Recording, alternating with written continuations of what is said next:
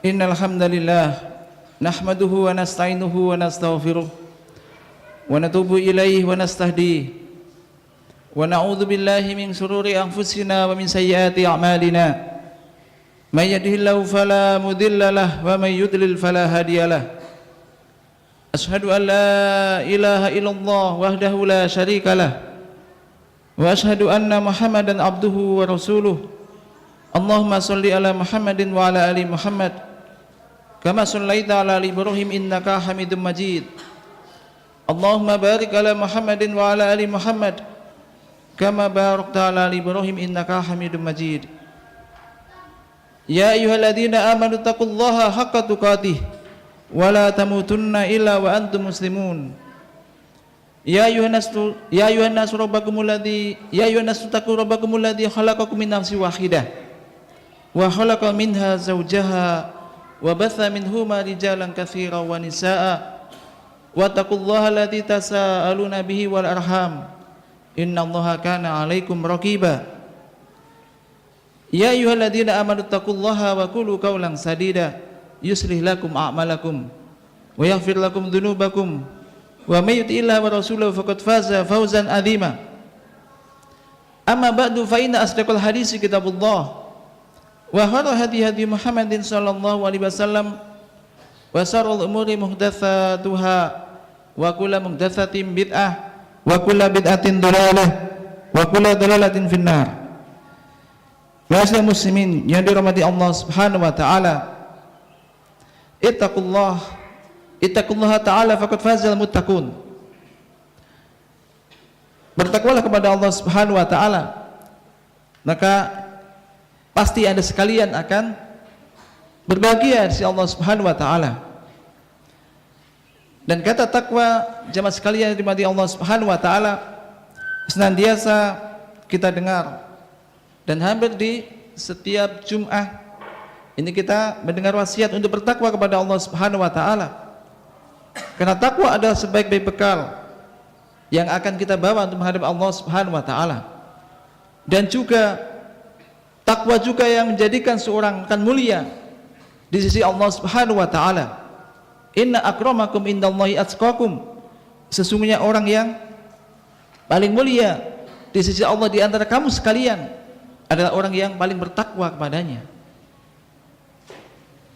Namun jemaah sekalian yang dirahmati Allah Subhanahu wa taala, i'lamu, ketahuilah bahwasanya ketakwaan itu tidak hanya sekedar pengakuan.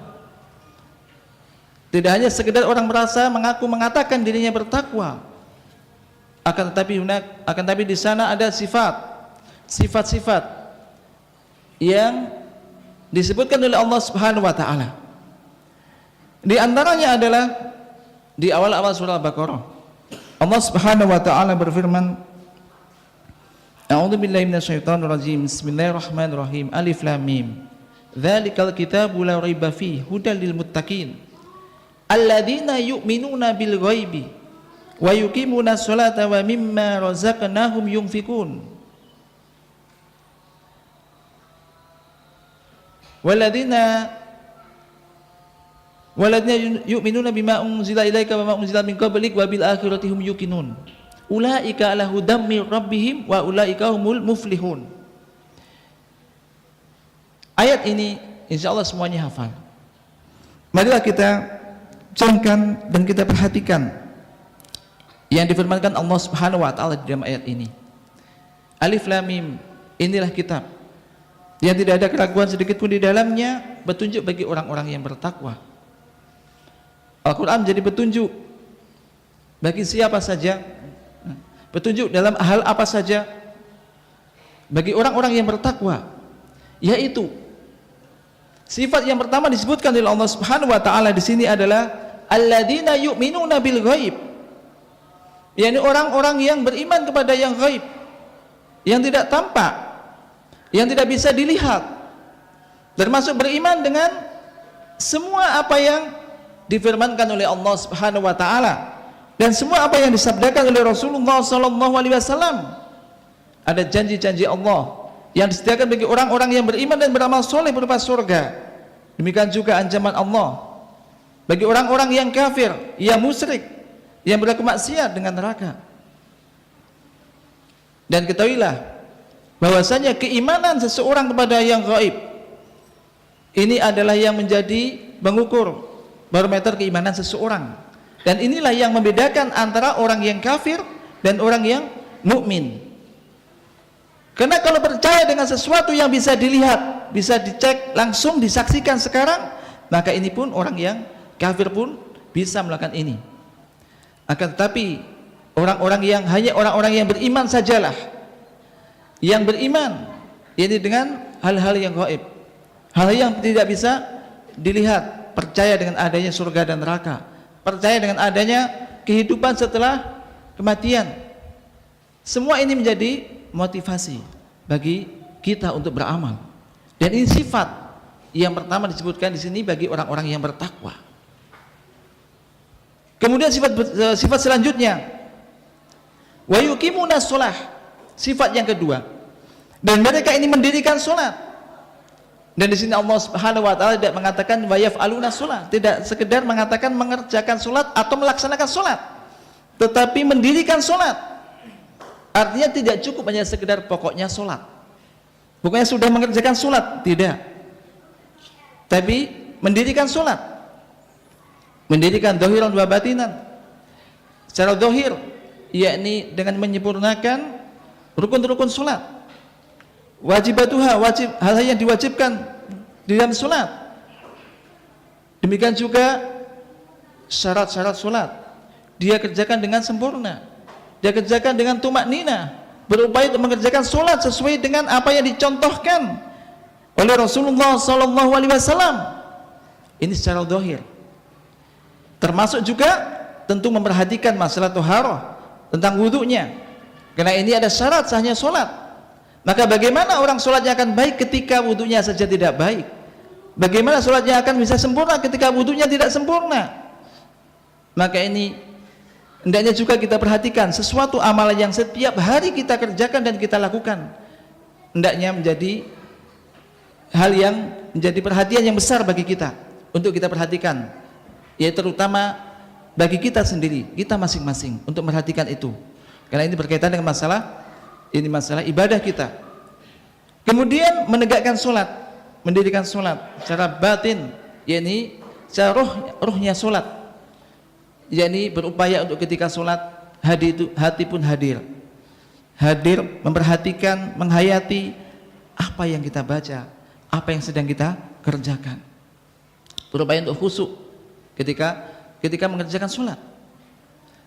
Maka orang yang bertakwa akan senantiasa menjaga sholatnya, akan berupaya untuk mengerjakan sholat dengan khusyuk, dengan sebaik-baiknya.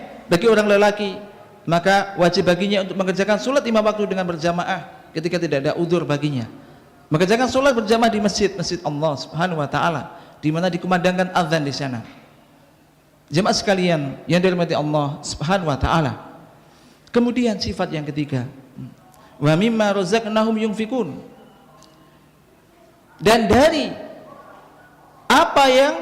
sebagian apa yang kami berikan kepada mereka, kami rezekikan kepada mereka, mereka menginfakkannya, menyedekahkan, berinfak dari sebagian apa yang telah diberikan oleh Allah kepada mereka, kepada kita semuanya. Allah Subhanahu wa taala menyebutkan dengan kata-kata wa mimma, dan dari sebagian kecil dari apa yang telah diberikan oleh Allah Subhanahu wa taala. Jadi tidak semuanya, Allah tidak memerintahkan semua apa yang diberikan oleh Allah kepada kita untuk kita sedekahkan, kita infakkan. Akan tapi cuma sebagian kecil yang itu tidak mendatangkan madarat, tidak membahayakan kita. Bahkan ketahuilah dengan yakin bahwasanya ketika kita berinfak, maka ini tentu Allah akan mengganti dengan yang lebih baik. Rasulullah muslimin yang dirahmati Allah Subhanahu wa taala. Kemudian dengan firman Allah wa mimma razaqnahum yunfikun, Allah menyebutkan wa mimma razaqnahum, artinya apapun yang kita miliki, harta, kekayaan, itu semua adalah semata-mata rezeki dari Allah Subhanahu wa taala. Allah yang menjadikan itu ada pada kita, bukan semata-mata kekuatan kita, bukan semata-mata hasil kerjaan kita, hasil usaha kita, tidak. Semua itu dari Allah, semua itu milik Allah, dan itu adalah dikaruniakan kepada kita. Maka sebagaimana Allah Subhanahu wa Ta'ala telah melebihkan Anda dengan karunia-Nya tersebut, dengan rezeki tersebut, maka hendaknya pun Anda bisa untuk mau dan bermurah hati untuk berinfak, menginfakkan dari sebagian harta tersebut. Dan infak di sini ada, yakni ada infak yang wajib dan ada infak yang mustahab. Infak yang wajib yakni seperti zakat. Maka setiap muslim yang telah memiliki harta yang telah mencapai nisab, kemudian ada pada dirinya selama 1 haul, 1 tahun, maka wajib baginya untuk mengeluarkan zakatnya. Dan zakat ini tidak bisa diganti hanya sekedar sedekah-sedekah sunnah. Misalkan orang itu punya harta yang banyak, dia tidak berzakat tapi memperbanyak sedekah, niatnya cuma sedekah, infak yang mustahab sifatnya, tidak ada kaitannya dengan masalah yaitu nisab ataupun haul, maka tidak cukup, maka dia harus mengeluarkan zakatnya, karena ini ada wajib bagi dia. Dan sangat besar ancaman yang diberikan oleh Allah ketika orang itu punya harta yang sudah mencapai nisab, sudah mencapai 1 haul, kemudian dia tidak mengeluarkan zakatnya. Demikian juga termasuk sedekah infak, memberikan belanja kepada keluarganya, kepada anak istrinya, kepada kerabatnya. Demikian juga infak al-mustahabbah, infak yang mustahab, yakni infak yang sunnah, yakni di dalam segala bentuk-bentuk amal kebaikan, terlebih berkaitan dengan sedekah jariyah, maka ini sangat dianjurkan. Maka di sini Allah Subhanahu wa Ta'ala tidak menyebutkan yunfikuna ala kadza wa kadza, tidak menyebutkan berinfak kepada ini dan itu, karena saking banyaknya jalur-jalur khair, jalan-jalan yang kebaikan yang bisa kita berikan, kita infakkan di sana. Termasuk diantaranya berinfak berkaitan dengan sedekah jariyah, berkaitan dengan masalah masjid misalnya, tempat ibadah atau madrasah, tempat pendidikan. Yang ini semua insya Allah akan bisa bernilai jariyah ketika semua itu dipakai dan dimanfaatkan, kemudian bisa memberikan faedah yang sangat besar bagi kaum muslimin. Kemudian yang berikutnya adalah walladzina yu'minuna bima unzila ilaika, sifat yang keempat. Dan orang-orang yang beriman dengan apa yang diturunkan kepadamu, kepada Rasulullah sallallahu alaihi wasallam, ay minal kitab wa sunnah, berupa Al-Qur'an dan juga sunnah, beriman dengan Al-Qur'an dan juga sunnah, beriman, mengimani kebenarannya, kemudian mengamalkan hal itu dalam kehidupannya. Maka ini sifat orang-orang yang bertakwa kepada Allah Subhanahu wa Ta'ala, mengimani seluruhnya. Demikian juga mengimani dengan apa yang diturunkan kepada Rasul-Rasul sebelum Rasulullah sallallahu alaihi wasallam, termasuk di situ beriman kepada para Rasul sebelum Rasulullah sallallahu alaihi wasallam. Jemaah sekalian yang dirahmati Allah Subhanahu wa Ta'ala, kemudian sifat yang berikutnya disebutkan dalam ayat ini adalah wabil akhiratihum yuqinun, dan mereka yakin terhadap adanya akhirat. Padahal akhirat ini adalah bagian, telah disebutkan secara umum, masuk di dalam beriman kepada al-ghaib. Ini adalah karena pentingnya masa beriman kepada hari akhir, dan ini merupakan motivasi terbesar, motivasi teragung yang bisa memberikan motivasi kepada manusia, kepada kita untuk beramal, untuk melakukan amal-amal soleh dan meninggalkan amal-amal yang tidak baik. Itu beriman kepada hari akhir, beriman kepada adanya kehidupan setelah mati. Maka tidaklah orang itu dikatakan yakin atau beriman dengan hari akhir ketika keimanannya atau keyakinannya itu tidak membuahkan amal-amal yang baik, amal-amal yang soleh dalam kehidupannya. Maka tidak ada orang yang yakin dan beriman dengan adanya hari akhir, beriman dengan adanya kehidupan setelah mati, dia santai-santai di dalam hidupnya, tidak pernah memperhatikan apa saja yang difardukan oleh Allah yang harus dia tunaikan, hanya sekedar tenggelam di dalam kehidupan dunianya. Maka ini orang yang tidak yakin dengan adanya hari akhir. Dan sering sekali disebutkan oleh Rasulullah sallallahu alaihi wasallam, itu menggabungkan antara beriman kepada Allah dan beriman kepada hari akhir dengan amal-amal, dengan amal-amal soleh. Karena ini buahnya, buah beriman kepada hari akhir, keyakinan pada hari akhir adalah mengharuskan adanya amal yang dilakukan oleh seorang hamba, oleh orang yang bertakwa tersebut. Maka dari itu di akhir setelah itu Allah Subhanahu wa taala menyebutkan ulaika ala hudam mir rabbihim wa ulaika humul muflihun. Mereka itulah orang-orang yang berada di atas hidayah, di atas petunjuk. Ini memberikan isyarat juga bahwasanya orang-orang yang mempunyai sifat-sifat di atas, orang-orang yang bertakwa dengan sifat-sifat di atas, ini mereka berada di atas petunjuk, di atas hidayah dari Allah Subhanahu wa taala. Adapun orang-orang yang dolal, orang sesat, ini akan tenggelam di dalam kesesatannya.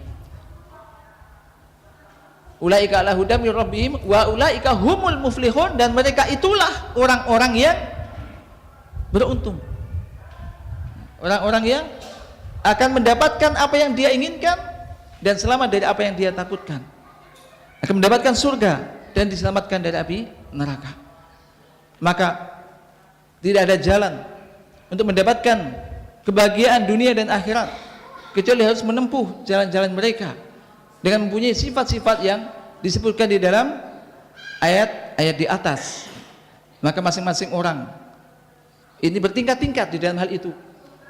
Keadaan orang bertingkat-tingkat, sebagaimana bertingkat-tingkat pula iman mereka. Maka masing-masing berupaya, mari kita masing-masing berupaya sejauh kemampuan kita untuk memiliki sifat-sifat tersebut di atas. Tentu tidak lupa diiringi dengan doa kepada Allah Subhanahu wa taala. Karena hakikatnya kita tidak akan bisa melaksanakan apa yang diperintahkan dan menjauhi apa yang dilarang kecuali dengan pertolongan Allah Subhanahu wa taala. Demikian juga ketika orang yang mempunyai sifat-sifat tersebut entah seperberapanya, maka janganlah Anda merasa sombong, merasa melihat orang lain itu orang yang sesat, orang yang salah, orang yang banyak dosa. Karena itu ada takabur, dari sifat kesombongan. Dan sadarilah bahwa semua itu adalah karunia dari Allah Subhanahu wa taala, fadl dari Allah Subhanahu wa taala. Demikian juga doakan bagi saudara-saudara kita yang kita melihat mereka masih mungkin melakukan kesalahan ini dan itu, dan kita sendiri pun tidak luput dari kesalahan ini dan itu. Doakan, ajak dan doakan agar mereka pun mendapatkan hidayah sebagaimana yang kita rasakan. Mudah-mudahan Allah Subhanahu wa taala senantiasa memberikan hidayah dan pertolongan kepada kita semuanya. Qul qouli hadza astaghfirullah li wa lakum innahu wal ghafurur rahim.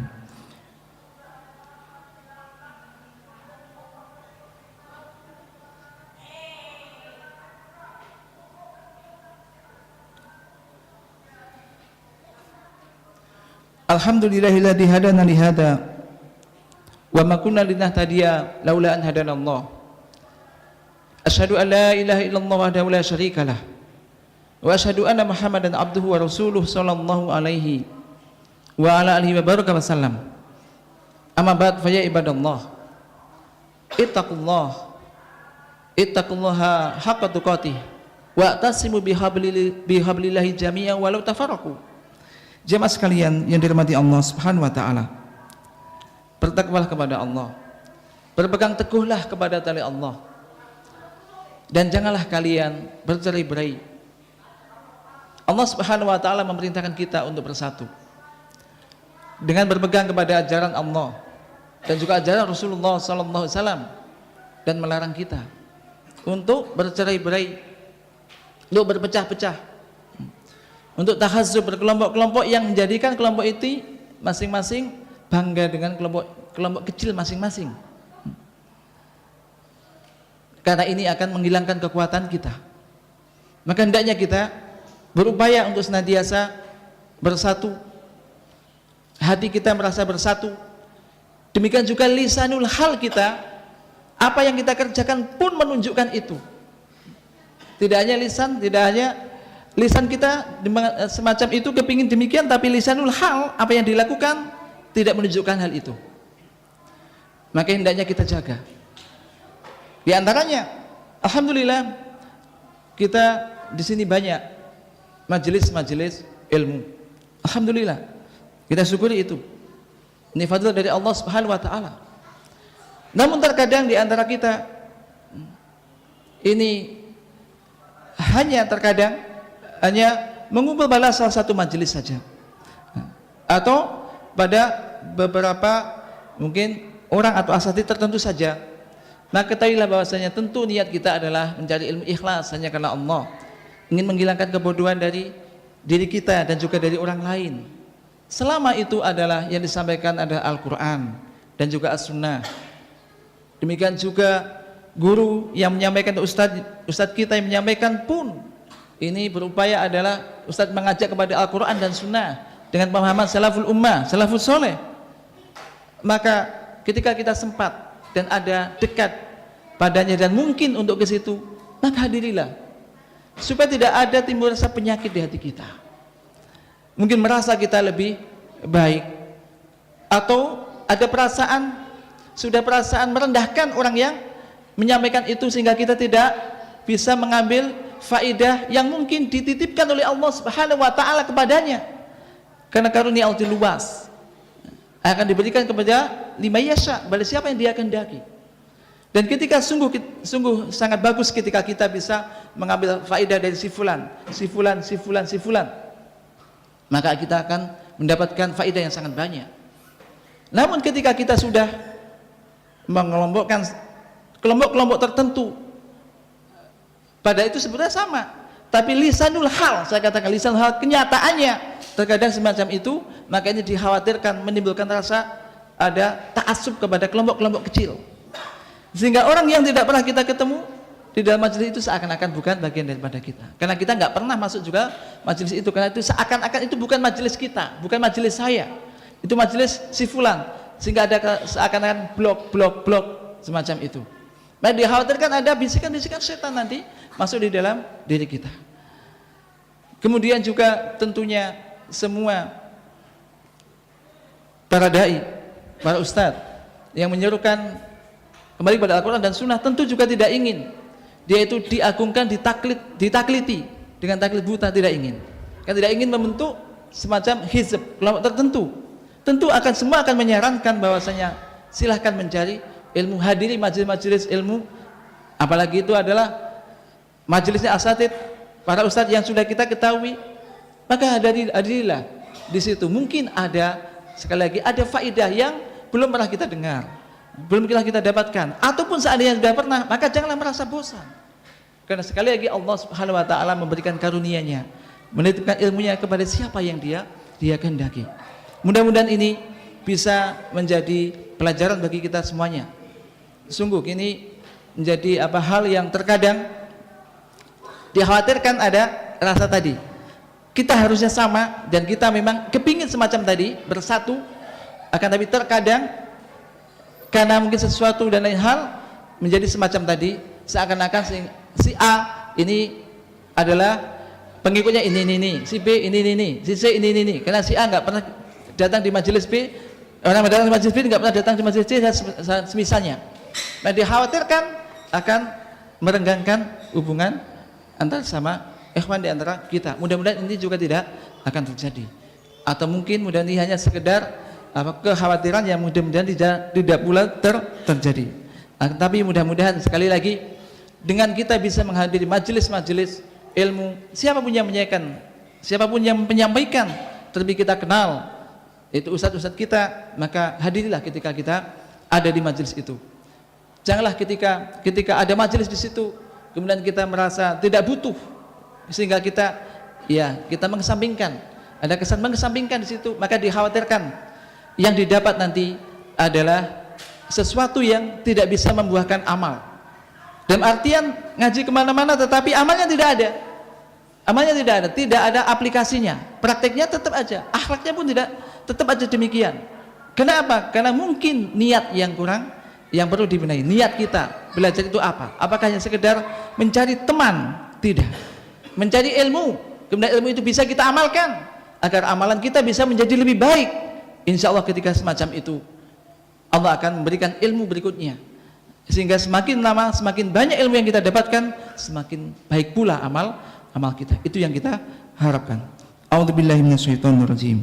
Innallaha wa malaikatahu yusholluna 'alan nabi. Ya ayyuhalladzina amanu shallu 'alaihi wa sallimu taslima. Allahumma shalli wa sallim wa barik ala Muhammadin wa ala alihi wa ashabihi wa man tabi'ahum bi ihsan ila yaumil. Allahumma ighfir lil muslimina wal muslimat wal mu'minina wal mu'minat al ahya'i minhum wal amwat. Allahumma rahmataka narju fala takilna ila anfusina tarfata ainin wa aslih lana su'unana kullaha la ilaha illa anta. Allahumma rabbana dhalamna anfusana wa illam taghfir lana wa tarhamna lanakunanna minal khasirin. Allahumma a'inna ala dzikrika wa syukrika wa husni ibadatika. Allahumma rabbana atina fid dunya hasanah wa fil akhirati hasanah wa qina adzabannar. Subhana rabbika rabbil izzati amma yasifun wa salamun ala mursalin walhamdulillahi rabbil alamin.